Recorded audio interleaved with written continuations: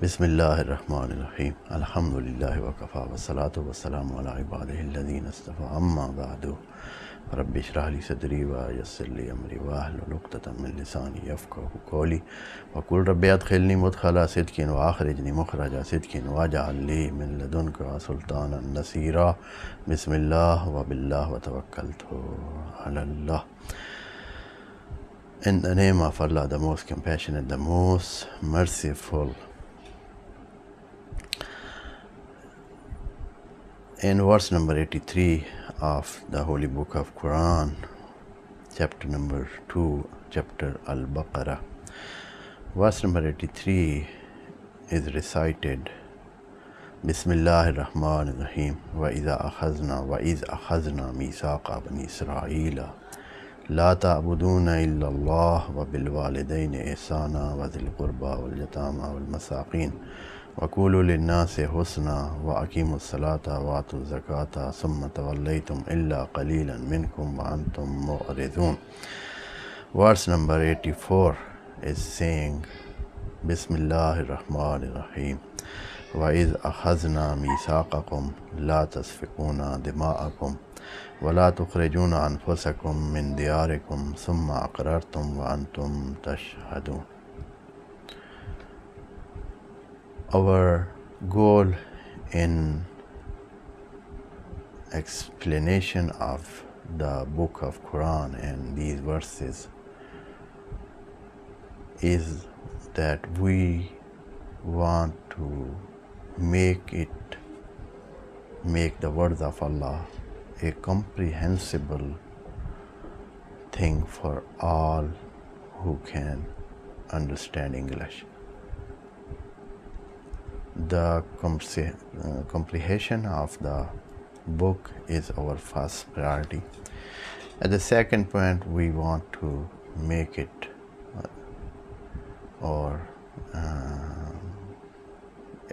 tell the relevancy of all the matter that Allah has said to the contemporary man, that how it relates to it, and that is something that is for all men, all races of men, and the universality of the book and what is the content of this book, that is for the whole human race from the first up to end, from the time it has been revealed up to the judgment's day. All men can take it and can utilize it in their life and be benefited from it and have a good and merciful life with the help of these guidance that Allah has given. And in doing that, we will tell and we will explain how the ayah is related to in itself, the content that it have itself, and then to the previous ayat and how the ayat are interconnected to each other and what is the total relevancy of that to the message of God, and how is all that can be a good thing to deliver the message of Allah and show His merits and virtues and qualities, that who is Him and what He has wanted from man, and how a man will prosper and will have a right destiny for him, the destiny that will take him to the paradise. All these things are important in over this talk and this program that we offer to our audience and the viewers. Here in verse number 84, Allah is telling us how to keep your society out of violence. A society, a community, an environment that is pure, that is clear from any kind of violence. And the most big violence part of the big violence which is happening and may happen is that people fight to each other, they have conflict with each other, they quarrel to each other, they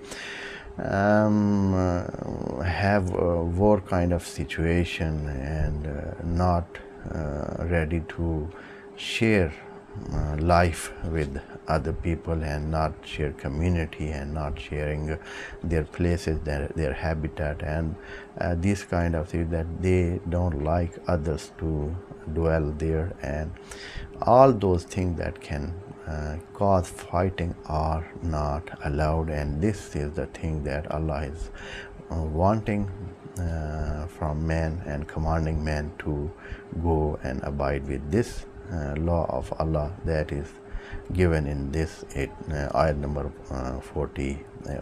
84.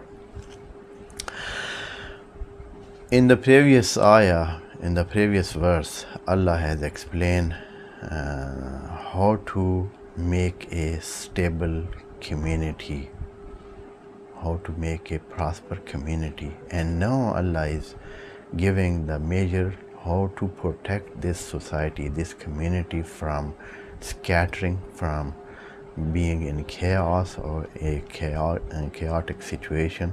So to avoid that, Allah is telling a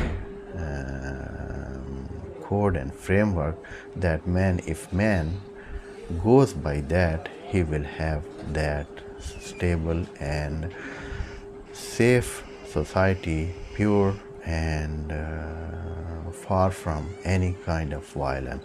Allah is saying, وَإِذْ أَخَذْنَا مِيثَاقَكُمْ, O Israelite. And of course we should know that Israelite are only the addressee of this ayah, not the addressee of the message. The one who is being addressed is only a symbolic addressing, otherwise the message is meant for all the mankind, as it is the same as this message is given in other part of the book to all men and all Muslim and all Mu'min.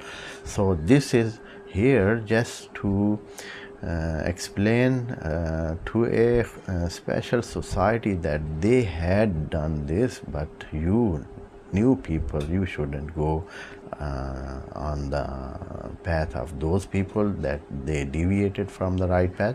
So this is just to explain them, otherwise the message is for all, though the words are for a special community and they are addressed. وَإِذْ أَخَذْنَا مِيثَاقَكُمْ, here Israelite are the addressee of the one who are addressed. La tasfikuna dima'akum. That is the biggest evil that can be in a society, and that is to kill each other, to slay somebody, murder somebody. And that does not happen at once and without any prior disputes and quarreling. So whatever it results in murdering somebody, all is forbidden. And it's just not that you can quarrel and then you can dispute and you fight each other, and just when it comes to the murdering somebody or killing somebody, you stop there. It is not.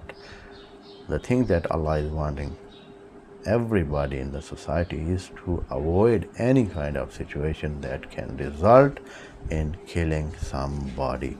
وَلَا تُخْرِجُونَ أَنفُسَكُم مِّن دِيَارِكُمْ. And the second thing that Allah has told, that not to oust somebody, not to expel somebody from its home. And here Allah is saying that وَلَا تُخْرِجُونَ أَنفُسَكُم, you do not expel yourself from your home. And it should be understood, and the real meaning of that can be something other than what traditional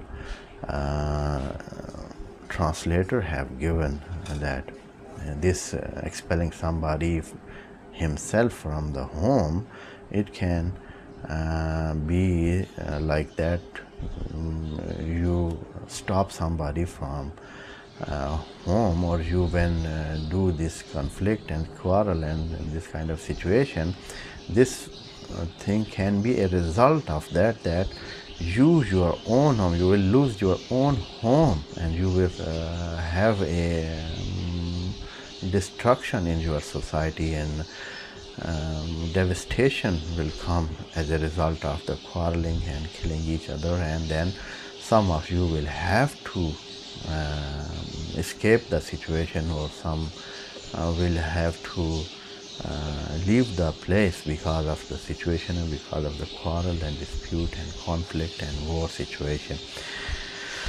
وَلَا تُخْرِجُونَ أَنفُسَكُم مِّن دِيَارِكُمْ. Maybe this is an explanation for the phrase that is said before that.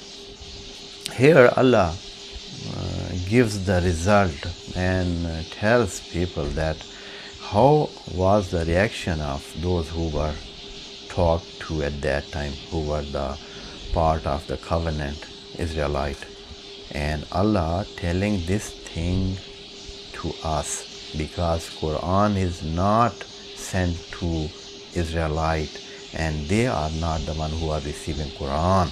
Quran is received by the Prophet Muhammad sallallahu alaihi wasallam, and the addressee to this revelation are Muslim and the people who are now accepting the prophethood of this last prophet.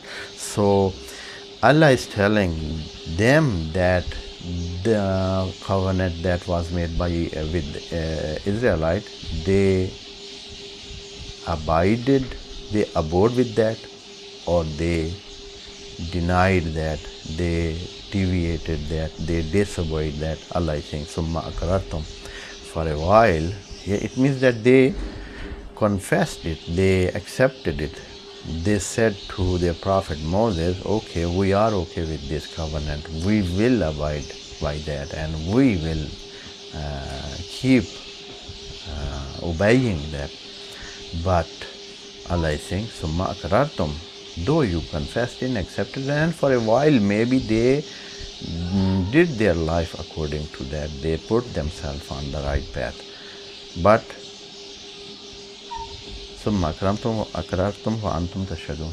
And Allah is saying that while you were the one who confessed it and you were the witness of that, means that you did that compact with Allah, and you did obey it for a while, and you were witness upon that it happened.